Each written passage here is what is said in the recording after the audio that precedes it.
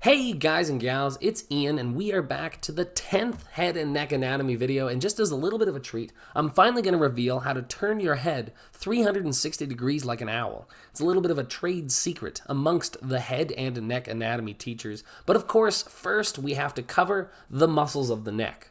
So this includes the triangles of the neck as well as the larynx and the pharynx. The muscles of the neck are important for supporting and protecting the head and neck region, in addition to providing their movement. We will talk about these muscles based on where they are located, so let's get right into it. So the first muscle group we'll discuss is the superficial muscles, and as the name suggests, these muscles are located in the most superficial layer of the neck. The platysma is often referred to as the shaving muscle because based on its location, it tenses the skin of the neck to facilitate shaving. Its main actions are to lower the corners of the mouth and depress the mandible. The sternocleidomastoid, aka the SCM, is a muscle that originates at the sternum and inserts into the mastoid process of the temporal bone, hence its name, sternocleidomastoid. This muscle is responsible for ipsilateral neck flexation and contralateral head rotation. The subclavius is a muscle that is located below the clavicle bone, and it is responsible for stabilizing and depressing the clavicle. And now we're moving on to talking about the trapezius. So the trapezius also belongs in the superficial muscle group, but it is a posterior muscle. The trapezius is also considered a muscle of the back because it forms a great width and height, forming a diamond shape.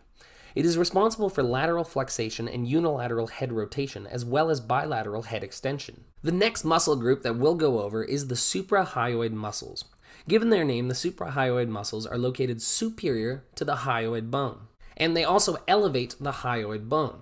So the four suprahyoid muscles are the geniohyoid, the mylohyoid, the digastric, and the stylohyoid. And on the flip side, we have the infrahyoid muscles. And these muscles are, you guessed it, located inferior to the hyoid bone. And moving down from the hyoid bone, we will find the four infrahyoid muscles. So the first is the thyrohyoid, and then we have the sternothyroid, and then the omohyoid, and lastly the sternohyoid. Most of these muscles depress the hyoid bone, and some also lower the larynx. The sternothyroid directly depresses the larynx, while the omohyoid and the sternohyoid indirectly lower it by depressing the hyoid. The thyrohyoid is the exception because it can elevate the larynx when the hyoid is fixed, and it runs from the thyroid cartilage to the hyoid bone. It does not insert directly to the larynx. You should know this for the exam. Get it? Got it? Good. So let's zoom out for a second, okay? The superficial, the suprahyoid, and the infrahyoid muscles, as we previously discussed, can be found within the triangles of the neck.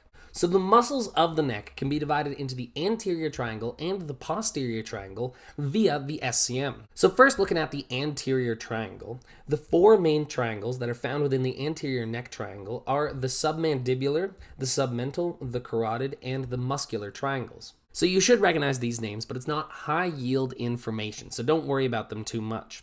And now we're moving on to the posterior neck triangles. So the two main triangles found within the posterior neck triangle are the occipital triangle and the subclavicular or the subclavian triangle. Again, you should also recognize these names, but it's not high yield information, so don't worry about them too much. And now we are moving on to the muscles of the mandibular body. So these include the geniohyoid, which it's important to remember that the geniohyoid, which includes the prefix genio, is attached to the genial tubercles. And then next we have the mylohyoid and also the digastric. So now let's take another look at the geniohyoid and the mylohyoid. These are muscles of the mandibular body. And I want you to remember that the genioglossus, which also has the prefix genio, is attached to the genial tubercles, just like the geniohyoid. So now let's switch gears and move on to example question 1. Which muscle attaches to the genial tubercles? This should be so easy, but if you weren't paying attention at all, is it the geniohyoid, the omohyoid, the sternothyroid, or the sternohyoid? And the answer should not surprise you. It is A, the geniohyoid. The geniohyoid, along with the genioglossus, attaches to the geniotubercles, hence why they have the genio in their name.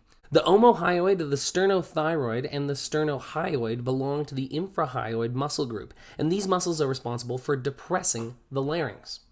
But what's really depressing is this presentation is almost over. Only 2 questions left. Example question 2. Which muscle is responsible for contralateral head rotation? So is it the platysma, the sternocleidomastoid, the subclavius, or the digastric? And the correct answer is B, the sternocleidomastoid. So the SCM originates at the sternum and inserts into the mastoid process of the temporal bone. This muscle is responsible for contralateral head rotation and ipsilateral neck flexation. The platysma lowers the corners of the mouth, the subclavius depresses the clavicle, and the digastric elevates the hyoid bone. And now we're moving on to example question 3. Which muscle does not directly insert into the larynx? So here are the answer choices. Take a moment if you need it. But the correct answer is C, the thyrohyoid. So it is not important to learn the other muscles. The main focus is that the thyrohyoid muscle does not insert into the larynx. The thyrohyoid muscle attaches from the thyroid cartilage into the hyoid bone. All of the other options insert into the larynx. And that's that. All there is left to do is a quick little summary of the high yield points that we went over. So the main one was that the thyrohyoid muscle attaches from the thyroid cartilage to the hyoid bone. I want you guys to really remember this. Thank you so much.